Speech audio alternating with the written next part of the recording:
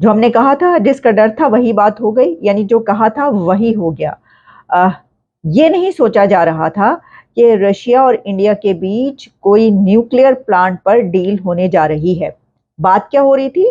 बात ये हो रही थी कि रशिया और इंडिया के बीच जो बातचीत होगी, डॉक्टर जयशंकर और सरगेई लाव्रोव जो बात करेंगे, उसके अंदर जहां बायलैटरल रिलेशंस हैं, जहां पर यूनिलैटरल रिलेशंस, जहां पर जंगों की बात होगी, यूक्रेन की बात होगी, अब गजा की बात होगी, और जो मेडिटेरेनियन और रेड सी में चल रहा है, हुतीस के जो हमले हैं, और इंडिया के वहां पर जो है, अब उन्होंने भी अपने डिस्ट्रॉयर और वॉरशिप्स भेज दिए हैं, गाइडेड।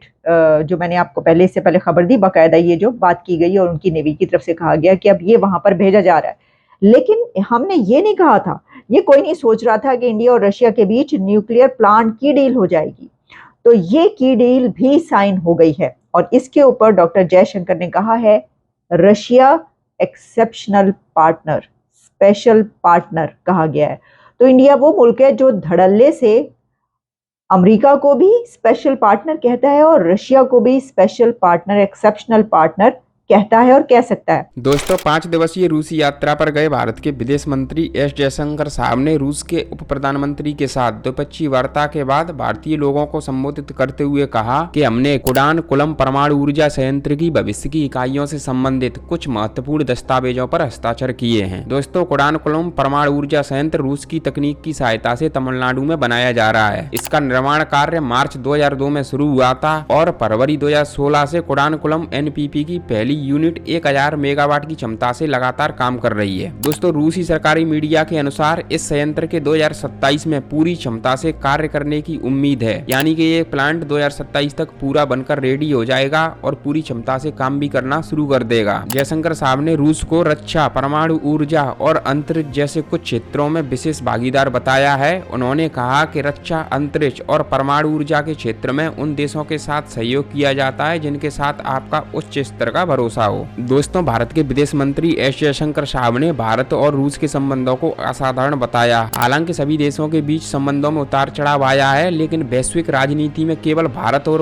रूस ही दो ऐसे देश हैं जिनके संबंध स्थिर रहे हैं। दोस्तों देखा जाए तो भारत और रूस के बीच संबंध कई मामलों में असाधारण है। पिछले 70 से 80 सालों में भारत और रूस दोनों में बहुत बदलाव आया है। विश्व राजनीति में भी बहुत कुछ बदल गया है, लेकिन दिल्ली और मॉस्को के बीच संबंध अब भी स्थिर बने हुए हैं। जयशंकर साहब ने भारतीय समुदाय से दोनों देशों के बीच सहयोग को गहरा करने में योगदान देने का भी आग्रह किया। उन्होंने एक्स पर पोस्ट किया और मॉस्को में भारतीय समुदाय के लोगों के साथ बातचीत भी की। भारत और रूस के बीच मजबूत और स्थिर सहयोग बनाने में उनके योगदान की उन्होंने भी सराहना भी की। किसी और की ऐसी इतनी वो मजालें नहीं होती कि जहां पर इतने खुल के करे या बात की जाए। देखिए पाकिस्तान में जब ये बात की जाती है कि किसका साथ दें, कभी किसी की तरफ टिल्ट रहा, डेकेड्स तक जो है वो अमेरिका के साथ रहे, एड्स लेते रहे, पैसा आता रहा, जंगे लड़ते रहे, मुल्क तोड़ते रहे उनके लिए, लेकिन अचानक से हमें पता चला भाई ये तो गलत हो गया, हो ये तो बड़ा बड़ा गलत हो गया, भाई क्या हो गया, ये क्या हो गया। तो उसके बाद हमने कहा नहीं, अब ऐसा करो, अब इससे हटके जो अब हमने दूसरी तरफ जाना, फिर हम चाइना के आगे लेट गए, और फिर हमने कहा चलो जी अब हम चाइना के गुलाम है और वट एवर। तो वो मुल्क के जो इंडिपेंडेंट रहे, अपनी इंडिपेंडेंट पॉलिसीज बनाए, वो हमें इंडिया नजर आता है। इंडिया, मोदी साहब जब अमेरिका आते हैं तो हाथों हाथ लिया जाता है और कहा जाता है कि यू आर वेरी पॉपुलर और we need your autograph president की तरफ से। और जब ऑस्ट्रेलिया जाते हैं तो कहा जाता है यू आर दी बॉस। और जब अब रशिया डॉक्टर जयशंकर पहुंचे तो वहां पर न्यूक्लियर प्लांट की डील साइन कर ली है। तो मैं आपके सामने रखती हूँ जनाब कि ये क्या है सिलसिला। इसमें जो है वो ये कहा गया है, बल्कि मैं आपको खुद क्या बताऊंगी, हम जरा बात सुन लेते हैं कि डॉक्टर जयशंकर जो है ये क्या फरमा रहे हैं। India and China, India and USA, you will actually see over a period of time, there are good periods, there are sometimes not so good periods, there are difficulties, there are stresses, and there are very also good memories and great achievements. To me, what is actually exceptional about India-Russia relations is from the early 50s, it actually for 70, 80 odd years, and there have been big changes in this period. this was a period when actually the Soviet Union became Russian Federation, among other countries. When actually big changes have happened in world politics, when Russia has actually transformed, India has grown, and yet, if there is one constant actually in world politics, it has actually been the relationship with India Russia. So, everywhere else, actually, you get the question when you look at any relationship. So, of course, a very special partner in a few areas.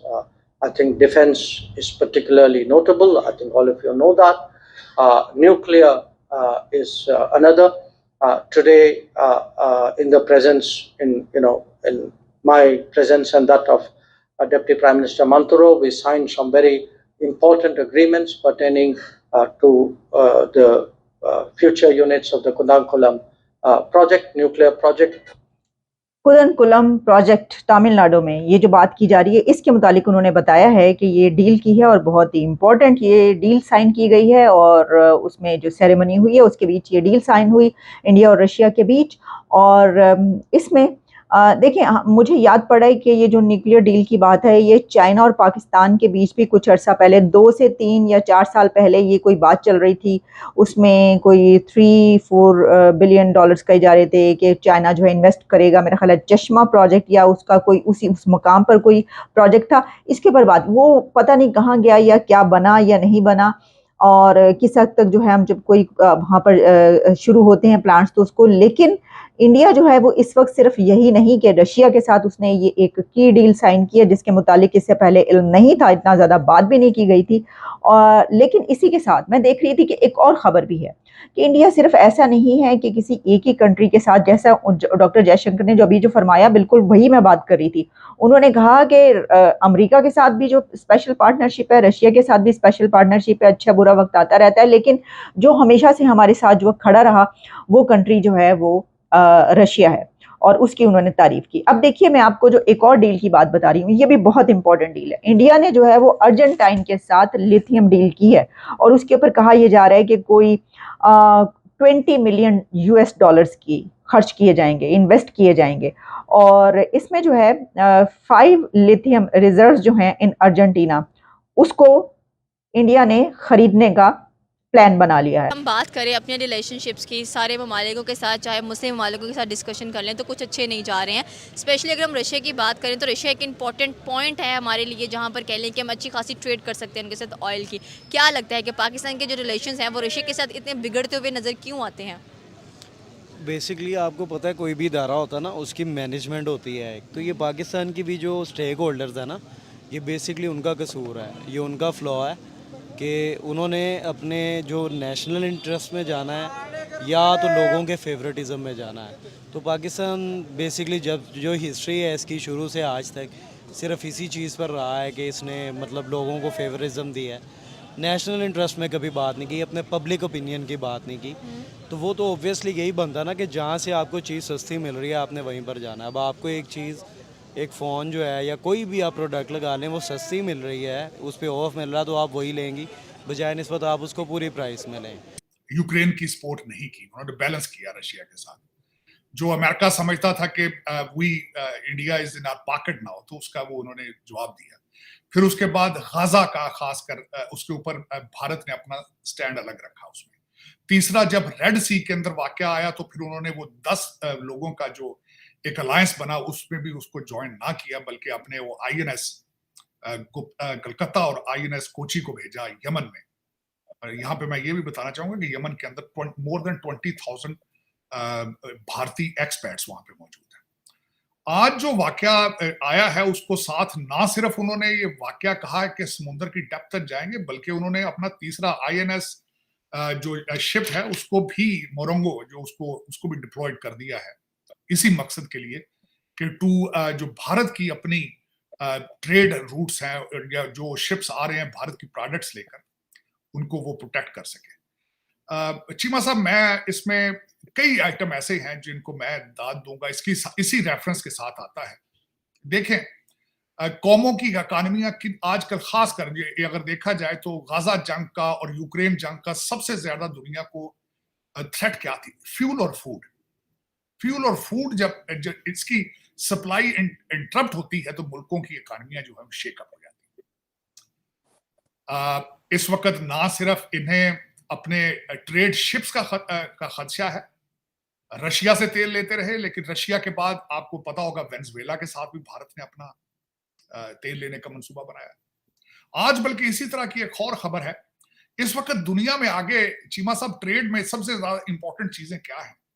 इस वक्त अगर petrol के बाद गाड़ियां और आपके laptop और phone है वो लिथियम के साथ चलते हैं। I was surprised to get up when आज की मैं पहली खबर जो उठ के देखी तो भारत जो है वो $20 मिलियन से अर्जेंटीना, चिली उनसे वो लिथियम अपनी जो है उसको सिक्योर करने के लिए, क्योंकि इस